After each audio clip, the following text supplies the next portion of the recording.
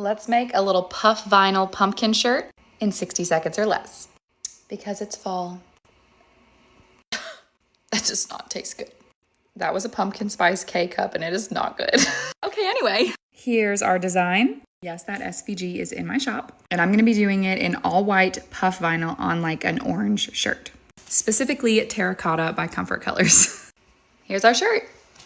I just decided I think I just wanna do like 4 in a row. So I toggled the visibility on all the pumpkins I didn't want and moved them into position. Now let's cut it.